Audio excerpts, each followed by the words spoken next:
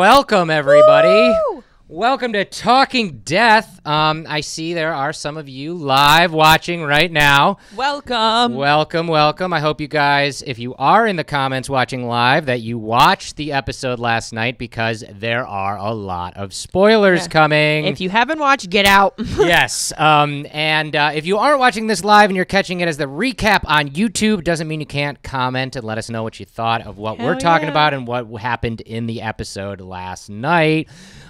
First and foremost, let me just say I am the Incredible Jeff. And I am the mother of content. And we are here with Talking Death, our weekly recap show of Game of Thrones.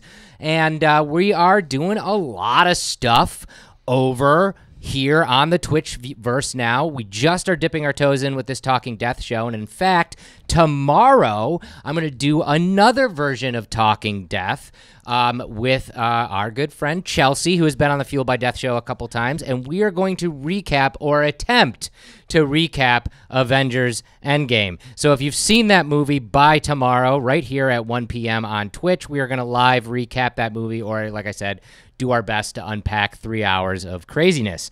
And as I said before, make sure you follow us not only here on Twitch, but if you're watching this recap, follow Fueled by Deathcast across all social media platforms, Facebook, Instagram, and Twitter. And you can follow Fueled by Deathcast and Death Wish Coffee everywhere you can find podcasts and fun content.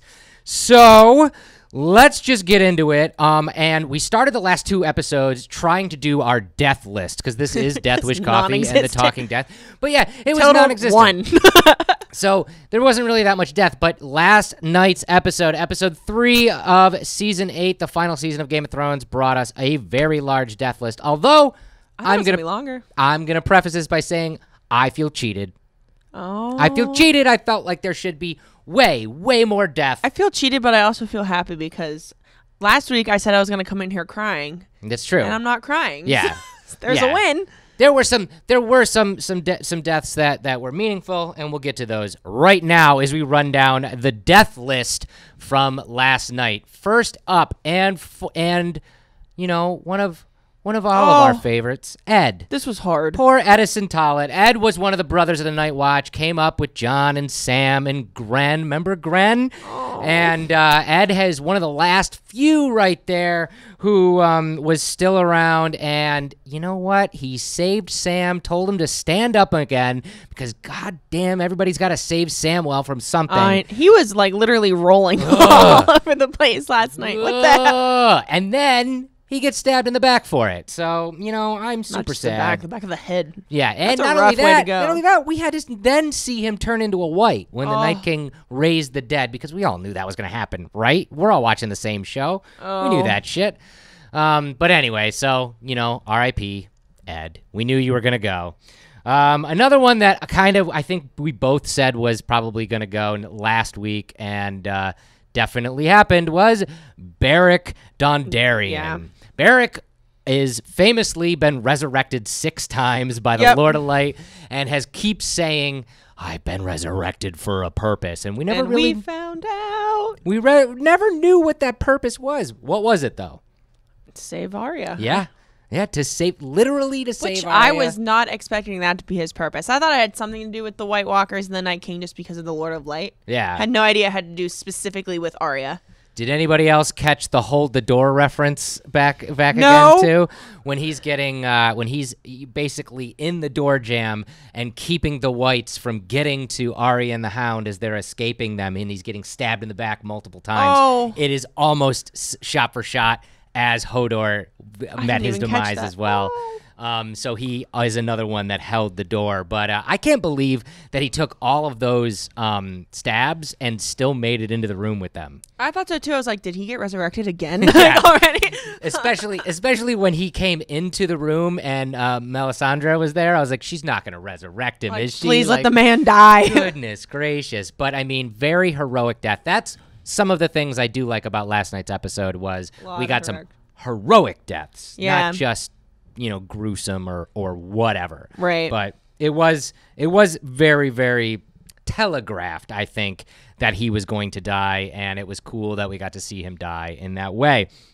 Next up, I said we'd frickin' riot if she died. and she died. She died. God damn it, the bear is dead.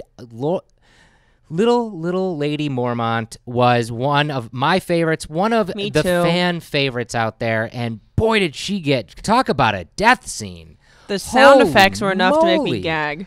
Oh, she died so amazingly, and, getting all of her bones crushed by the giant. And But still having enough in her.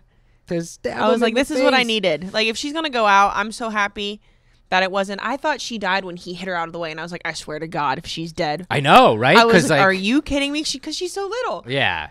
And oh, man. she died like she lived, defending her people and being a badass. Oh, I just got chills. Yeah. Oh, my goodness. And I don't know if I remembered to say this on last week's episode, but remember the name Bella Ramsey.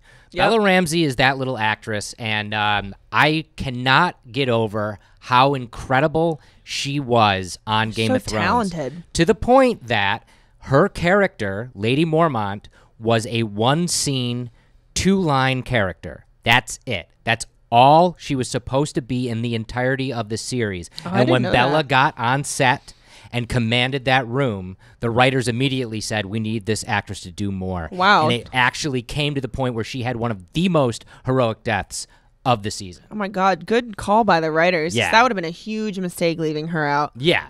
So I'm very, very excited that she got that death, but I am sad that she had that Oh, death. And if man. you guys, and I'll probably say this again, if you guys are watching this on HBO and you subscribe to HBO, make sure you go in for, it's called like Behind the Game or The Game Something, Explained or something like that. Not the little behind the scenes that happens after the episode, but if you go on Game of Thrones, there are actual like vignettes of each episode behind the scenes, anywhere from 20 minutes to a half hour. And last night's was amazing, ton of behind the scenes stuff.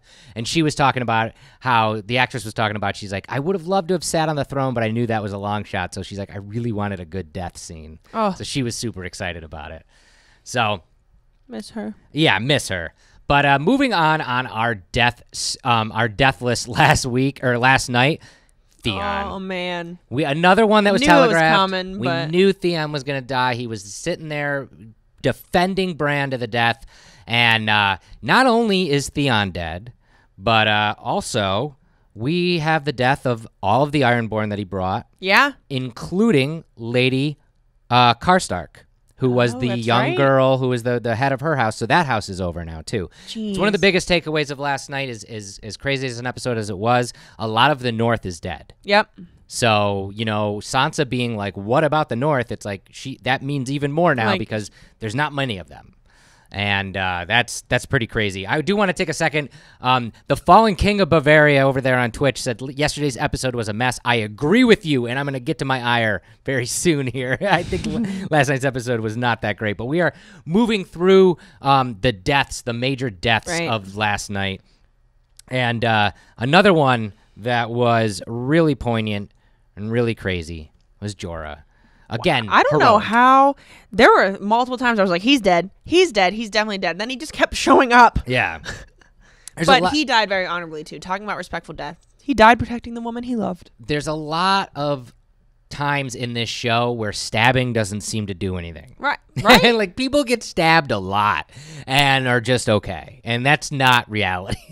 I know. Like, He got stabbed how many times before he finally died? It's At least 3 or 4. At least 3 or 4 times. But again, it was a very heroic thing. One of the earliest characters we've seen, in the show, now dead. Him and Theon both were from season 1. Right. And it's Their very journeys were both. They both had incredible story arcs, character arcs, and we got to see Jorah, live up to what he always wanted was just to protect his queen. Right. That's it. And that's what he did. And that's what he did. And that was really great. And Flanagan says it would be awkward for Sam to get his sword back now. Where is that sword? There's yeah. so much emphasis on the Valyrian steel swords, and I felt like they were underutilized in this final Arya battle. didn't use needle at all, I don't think. Well, that's not Valyrian steel. I thought that was. Mm-mm. I No, thought that it was. And she didn't use needle because it would be ineffectual Right. in That makes what sense, she's, not what Valyrian she's steel. doing. But Yeah, there was no emphasis on any of not really. I mean, other than her knife, which we'll get to. But I mean, like, Jorah's sword. He was bequeathed that sword by Sam. It was amazing, and now he's dead. Where's the sword? Did Danny bring it, pick it up or whatever? I don't know. We'll I guess all find out together. Finally, the other death that I thought, was poignant but kind of dumb. Melisandre. So Melisandre comes out of the gate and she sets the trenches on fire, which I remember a time when we watched this show and magic was only talked about and we never saw it. And now it seems like magic is, it everywhere. Almost seems like we're watching Harry Potter sometimes. Yeah, more violent. More violent Harry Potter. But I mean, it's kind of weird, right? Like how, magic was this hush-hush kind of thing, and now she literally just puts her hands on a bunch of wood and sets it all aflame. I was glad I had one prediction in this whole damn show right, and I was like, she's coming back at the beginning of this episode. And when she did, I was like, finally! When she came out of the night, riding up, it was just, I immediately thought, because she was coming from the bad guys. Right, I thought I was like, oh my God, is she working for the Night King now? Yeah. Because screw her, for real. I still don't trust her for killing Shireen. No, that's why I'm glad she's dead. I was kind of hoping that at the end of it, because she did say she was going to be dead by dawn, so I was like, okay, she's definitely dying, but how is she going to die? I was really hoping she was just going to let Davos kill her. Me too. That was the one death where I was like, she literally just walked into a field and... My problems with this episode, a lot of them stem from her. She had so much weight and so much purpose at this battle, yet she just shows up out of nowhere. Where was she the whole time when they were trying to plan this? Because she set all the Dothraki's swords on fire. That would have been nice to have as part of your battle plan. Right. Right? If we had known that she was going to be there. And then for her to not die in battle, but literally take her power necklace off and just die as an old lady, dumb. I saw a lot of Titanic memes about her today. Super dumb. Like I just didn't understand that, because if she has that power, why waste the power? The fight's not over. They still have to go fight Cersei. They have all this other stuff to do. Like, why is she just giving up if she's so powerful now? Who knows? Maybe the Lord of Light was done with her. Like, I couldn't tell you. Boo. Boo. Boo. Ugh. So out of that, we've got, a couple extra deaths that I want to mention. First of all of the Dothraki and all of the Unsullied. All the Dothraki literally just went poof. Yeah, gone. And that's a waste. Crazy. That's a waste. Both of those incredible armies are basically wasted. And that's really sad. And there was a lot of, and I'll get to this too a little bit later, but there was a lot of running to your death in this freaking episode, which I can understand the metaphor. It's not lost on me, but good God, like, why waste both of those incredibly huge armies? Right. I'm interested to see how many Unsullied are left, because we did see a preview of them last week marching, looks like out of Winterfell, maybe down to King's Landing, but they got to be real slim now. Yeah, like Dothraki done. Like that. There was a couple that ran back, but that was it, Right. So I'll be interested to see, one, how many Unsullied there are, and two, how the hell are they going to rebuild their army? Are they going back to Iron Islands with Yara? Right. I feel like they have to at this point. And can we just say how Dany has destroyed an entire population, multiple populations, but she brought the Dothraki across the sea, which they've never done before, and died in a foreign land. And that is literally all of them. Yeah. No survivors there at all. Holy crap. Like, not a good leader at all. And finally, the death that everybody's talking about, obviously, is the Night King. And what an incredible twist, right? Did you see this coming? No, we all thought it was going to be some showdown between Jon and the Night King, or Daenerys and the Night King, or Bran and the Night King. Right. Even. I was not expecting Arya in the slightest. Yeah, not even in the slightest. The whole series has been leading up to Jon going against the Night King. And in fact, that sequence there where like, he's running at him and he's raising the dead, and he's almost at him, and it's just like, oh, this is it. Oh, we're getting it. I was like, yes. And then, nope. But and then when you go back and look, and I was reading all about it today, obviously, just looking at all the subtle hints dropped since season 1 about Arya killing the Night King. Unreal. Yeah.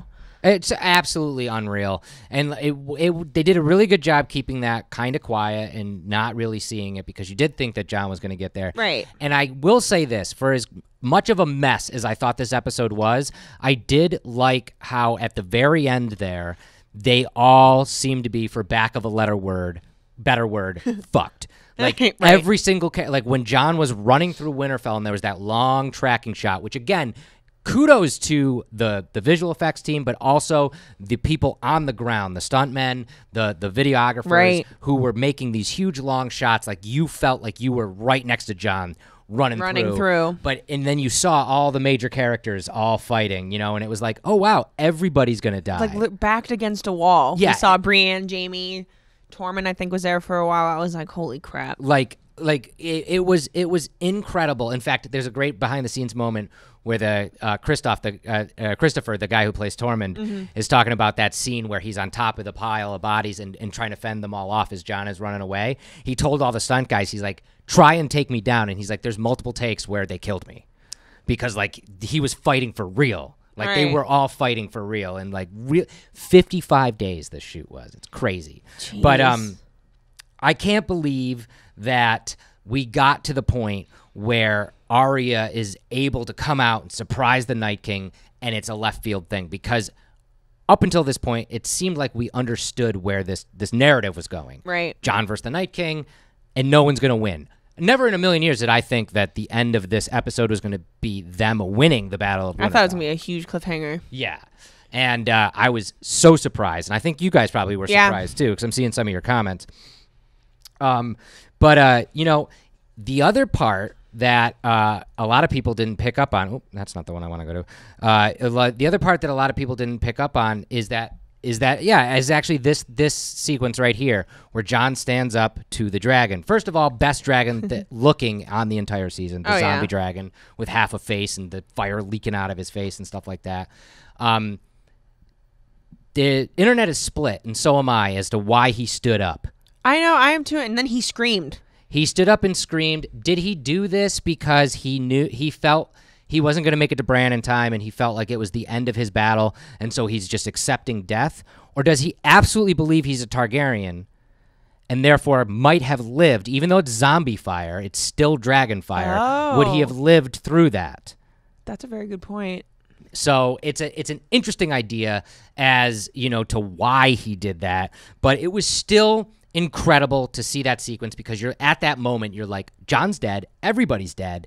Who the hell is going to stop the Night King? He's towering over Bran. He had just killed Theon. Right. How the hell are we going to do this? And out of the mist comes Arya. Out of the air. In freaking credible. And she had the most to do in this entire sequence too, because she had her new weapon, which was that bow staff, which harkens back to her training when she was blind with the waif, which was really cool, and how it broke apart. So she was able to fight. Unreal. Kudos to Maisie Williams for her actual stunt work. And this harkens back to I'm trying to keep all my stuff together. Do I have it up? Yes. This is her doing her stunts. This harkens back to season 1 when she started taking training as Arya on set with Syrio, right? Right. In the books, Arya is a left-handed character. Maisie Williams, the actress, is a right-handed character. She made a choice at 11 years old to start training in sword fighting as a lefty. So now, at 22 years old, she's a very formidable dual-handed fighter. That's for insane. real. In real life, she is ambidextrous and can fight both right and left, just like her character. And you can see that pay off Yeah. in that scene. That is absolutely incredible. One of my favorite little scenes was just seeing Davos overlooking Arya when she's killing a bunch of people, and you could just get the proud dad moment. Oh, totally. And Arya really turned out to be the moment of this episode. I'm so surprised that we got what we got, but it's amazing that this story, I guess, this show can still surprise us. Unreal.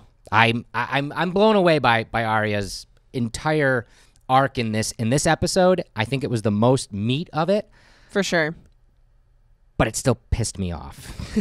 And the reason why is because I felt pacing was a problem in this show. In this episode, or in this season? episode, Right. I think in this season too. Yeah. As a whole, this season has not been ringing my bells. But as this episode transpired, the directors have said they wanted to make a 3-act kind of thing. Act 1 be suspense, Act 2 be a horror movie, and Act 3 be an action movie. They achieved that, But to me, the pacing felt really weird because we're getting Arya on the wall in the beginning, and then she's fighting with her bow staff, which is absolutely incredible. Right. And then she's knocked in the head, which gives her her humanity and gives us, a little bit of pause with like her. She's scared. And then she's in a horror movie. Mm-hmm. And that just felt out of place to me. And we'll talk a little bit more about that in a little bit, about the zombies and the whites. But as Arya's whole, journey through this episode, I felt the pacing was just a little off. Mm-hmm. I would have liked to have, I don't know how to fix that. I'm not a writer, but I really did enjoy what she was able to portray in this show. And I'm excited to see, I guess, that she's still alive. I am too. And we'll see where she's going to go with it. I don't know. What is she going to do? Is she Cersei's the last one on her list? Is she going to make it to Cersei? Is she going to be able to do that? She had her hero moment here, right, defeating the Night King. Will she have another one? Yeah. By the way, for those of you who might not have caught this, two things about her defeating the Night King. One, the little knife flip that she uses. That was telegraphed to us in season 7 when she was fighting Brienne. Yeah. So we knew that she had that skill. And 2, when she stabs the Night King, she stabs the Night King with the Valyrian steel dagger in the exact same spot that we saw the Night King be created. By the children. So whether or not that means that was the only way to kill the Night King is left up to interpretation. Right. We'll never really know that. With the dagger in the same spot that Bran gave her. So did Bran know the whole time that he was fine? Is that why he was just straight chilling? Yeah. I don't know. The Lost Texan on Twitch there says, I would have loved to see this episode through the eyes of a random soldier of Winterfell. I agree. And rather than be so enamored with all of these major characters, it would have been cool to just see someone in the thick of it. Putting their life in the line, yep. We got a little bit of that with Sam. But it was, I don't know. There's just stuff that just makes me a little angry about this show. But I do want to preface that by saying this episode was incredible on scope and scale, and kudos to everybody at HBO for making this. This is an actual shot from behind the scenes of them lighting the trench on fire with an actual, the castle that they built behind them. That's all real. It's all practical effect. It looked incredible. And that's why the battle scenes were absolutely incredible. 11 weeks of night shooting went into this entire this show. So I mean, being able to see something like that on television is a feat in and of itself. And my things that piss me off about the story or whatever are inconsequential when it comes to actually what they were able to achieve. Right.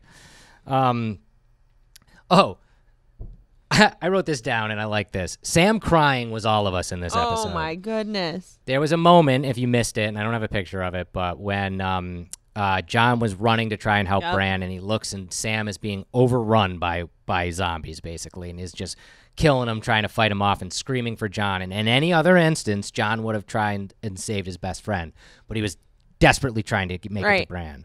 And they cut back to Sam, and he's just kind of on the pile of bodies, just crying as everybody is like in that, oh no, we're fucked moment. And I think that was everybody watching that episode at that moment. 100%. Like, I really felt that. And again, kudos to that actor for bringing a lot of emotion to a character who is not the most heroic, not the center of attention. It was definitely very cool to see him do that. I'm so happy he did. There were so many times where I thought he was dead just because he was literally rolling on the ground. Yeah. I was like, how are you defending yourself? Yeah. And some stray observations about this episode. So lots of people, like I said before, were running directly at death. Now, I get the metaphor. Yep.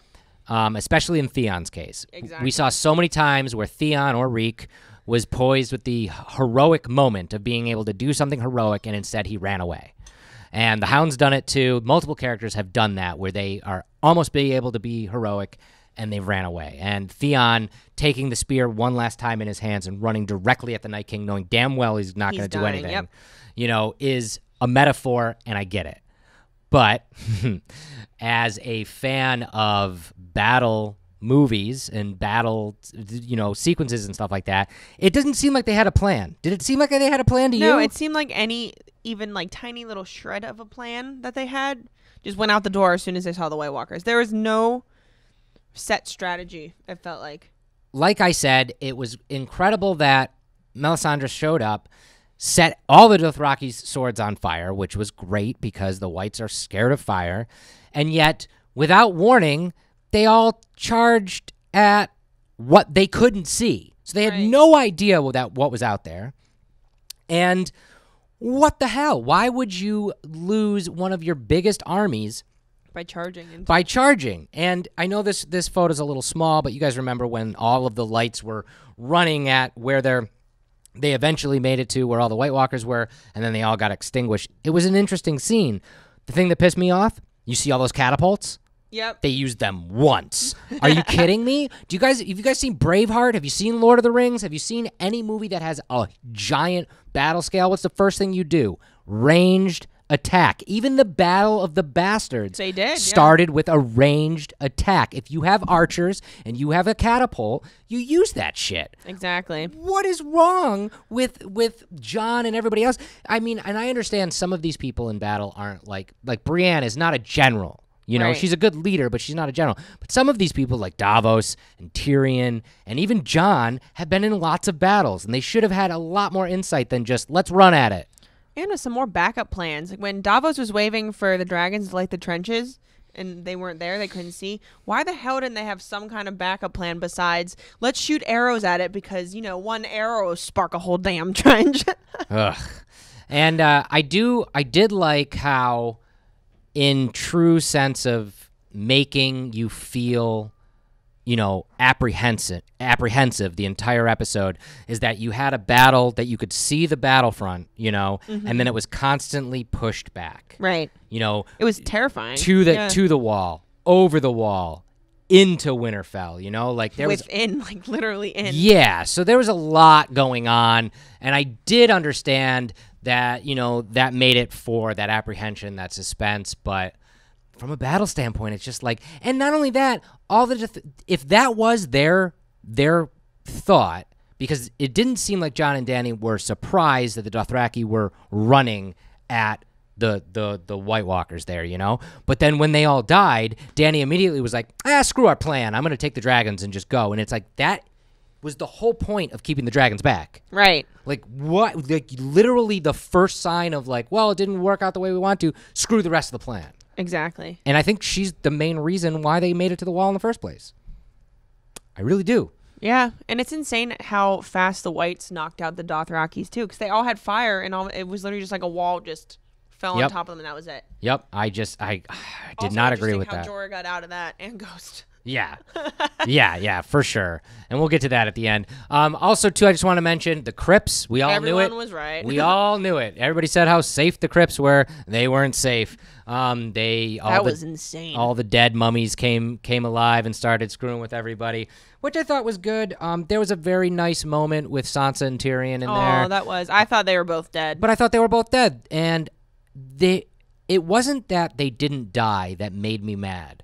What made me mad is there was that beat, that story beat where they're behind the crypt and they look at each other, they both take out their knives, and it's like, okay, this is it. This is the final moment. Yep.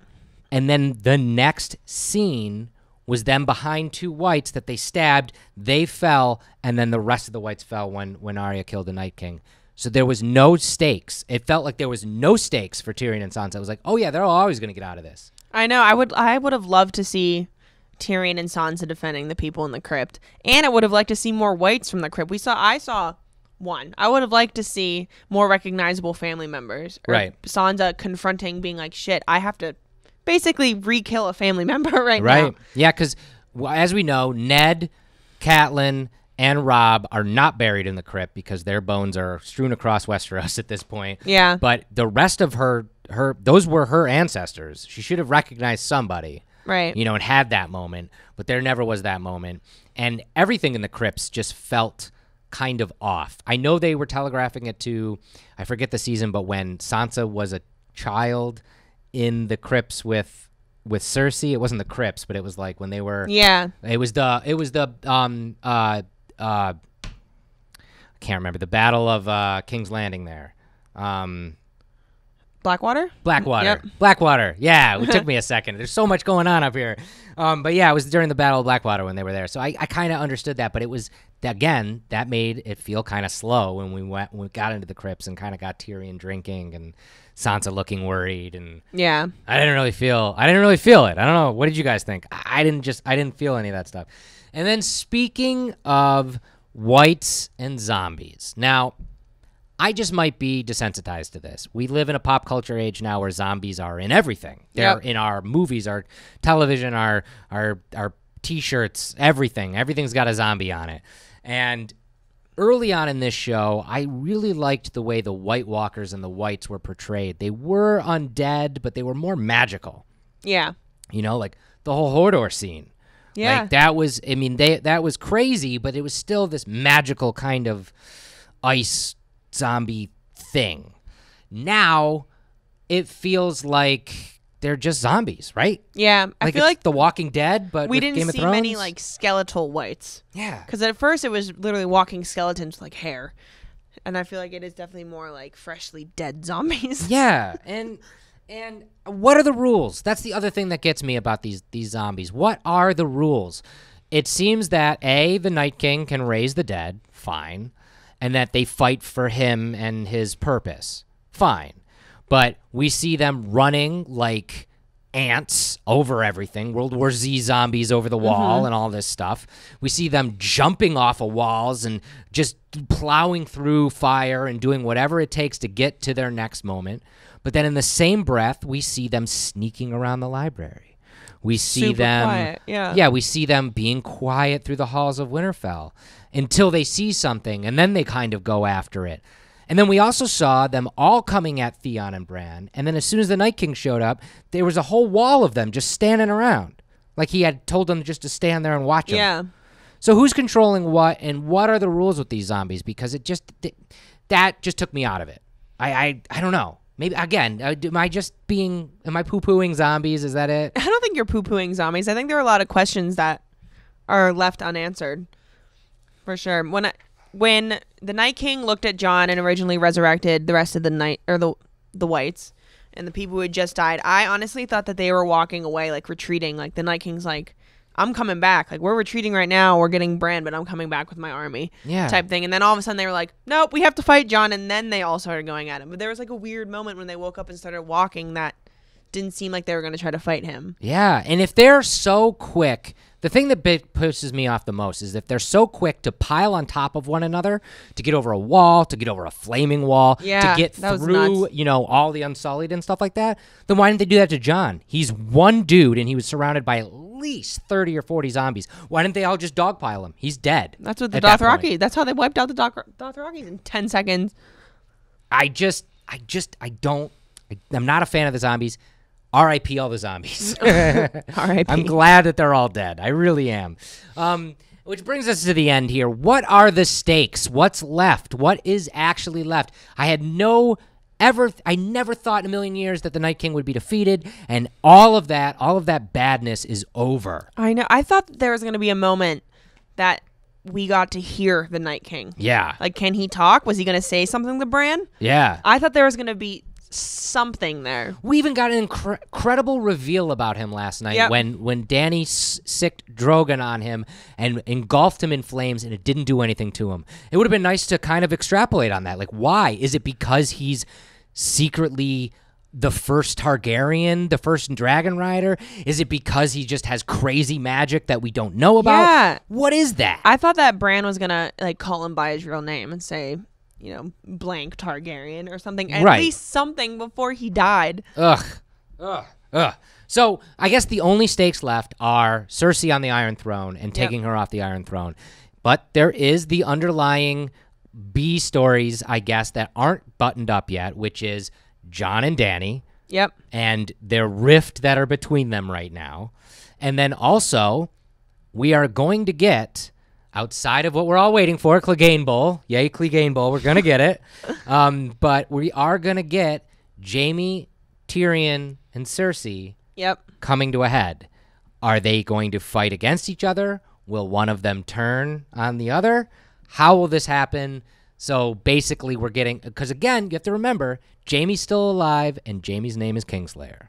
Exactly. So, what does that mean? and we have the tension between Sansa and Daenerys too in the north, and Arya. Daenerys and Arya. Yeah. And I worry that, like I said, I worry that Arya had her heroic moment. So if she tries to do it again against Cersei, she's gonna die, and that'll be a sad death. Because I hope why her would death she? is honorable. I hope, I it's hope not so too. stupid. I hope so too.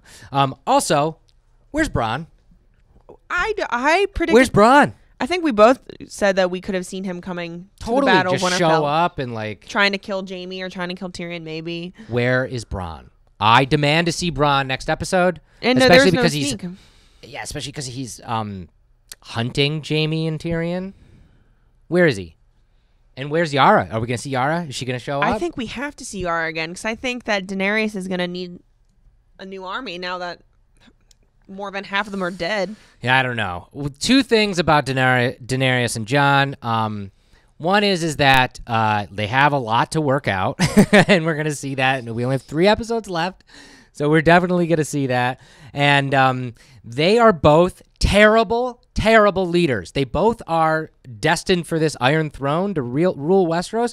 I think they both are terrible choices at this point. Yeah, I agree. Sansa for queen. Honestly, her mind, she is so much more intelligent than them, just from like a strategy standpoint and just pretty much everything.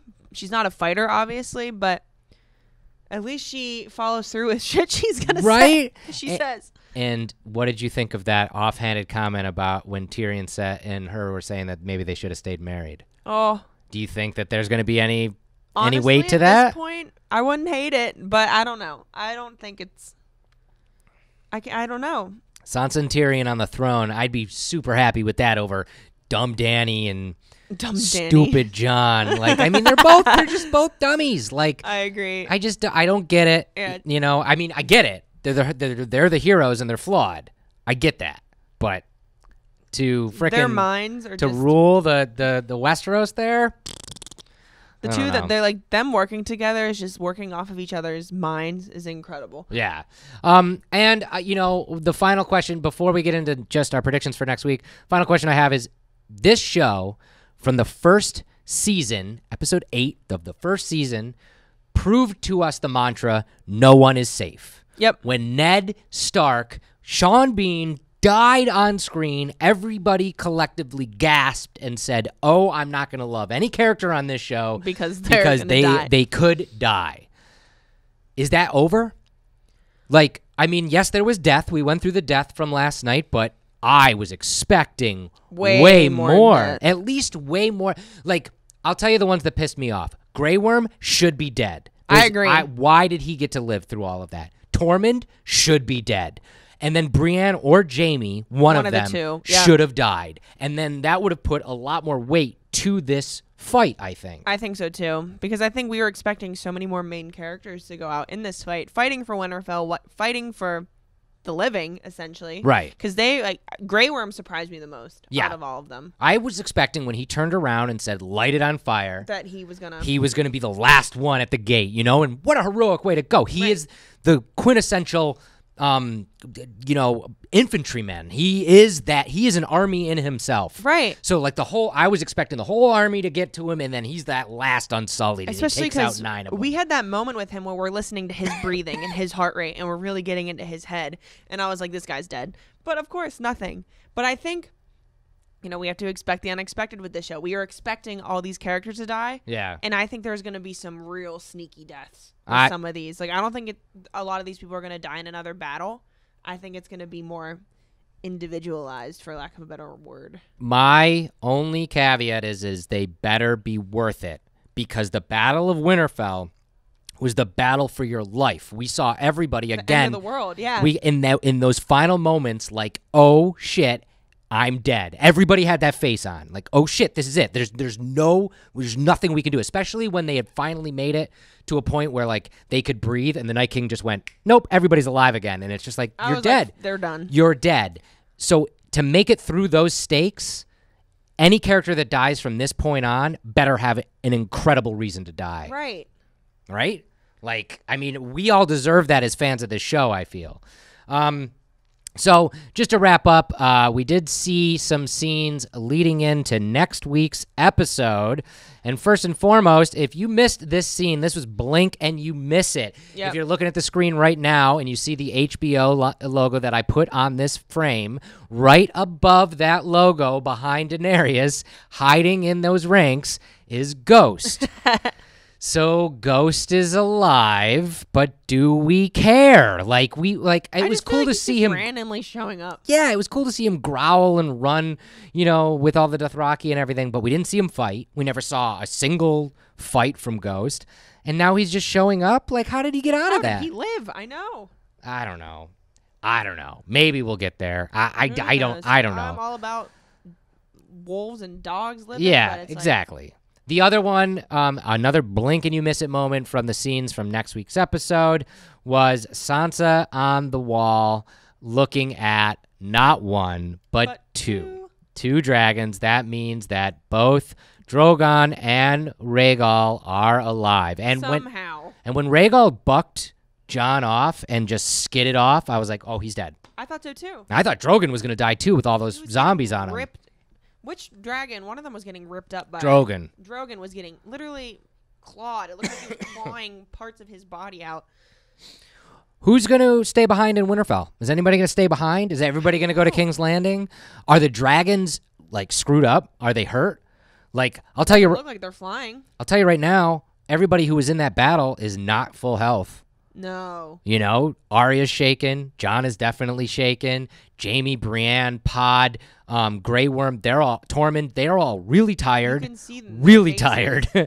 It's just, what are we going to get in the next episode? Because we're going to get the aftermath and then plan of attack. We saw Dany kind of razor glass and everybody in Winterfell, huzzah! We're going after Cersei. We're going after Cersei, but it's is that really the right play? Should we really follow Dany into all of this? I'm very interested to see Sansa's role in next episode if they are going to King's Landing. Is she going to stay back at Winterfell? Yeah. What's left of Winterfell? What's left of nothing? It really got destroyed. Another thing that pisses me off. I hate Bran. I said it. I hate Bran. I hate him. What the hell happens to Bran now? He's gotten so many people killed just to save his life. But for what? We haven't seen him do anything of importance other than become the Three-Eyed Raven, which is just the show telling us that that's important. We haven't seen, show me that it's important. He wargs away during this into ravens so he can fly around the Night King. I got it at first. I didn't think he was going to warg for so long. Literally the whole time. What was he just doing, flying around? Yeah. What was it? Why didn't he warg into, I don't know, one of the Night King generals or Theon and make Theon a badass? Remember when he warged into Hodor and made him an awesome fighter? Right. Why doesn't he, I don't know, maybe he did and we don't know if he did yet. I don't know. I hope there's more reasoning behind it.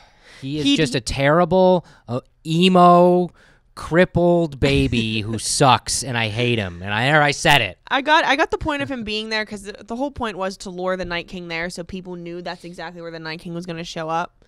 But yeah, there's definitely some unanswered questions there. Yeah. I was fully expecting Bran to die. When's he going to become a tree? I thought when he warged, he was just going to go into the tree. And then his body just... Yeah, and it's well, at least then you can't kill him. Because that was the thing about the Three-Eyed Raven. The tree that's in the Godswood at Winterfell has that face on it, right? It's the same tree that we met the Three-Eyed Raven way across the wall. Yeah, exactly. Right? So a Three-Eyed Raven, that one that we saw, Max von Sydow, who is an incredible actor, that actor, when he was the Three-Eyed Raven, he was part of the tree, but he even told us that he was all those trees. Yes. So therefore, if Bran becomes a tree, even if you chop one down, he's all of them, so you can't really kill him. Oh my god, I just picture... Why didn't we get that? I just picture my scene the Night King going at a tree, trying to knock it down.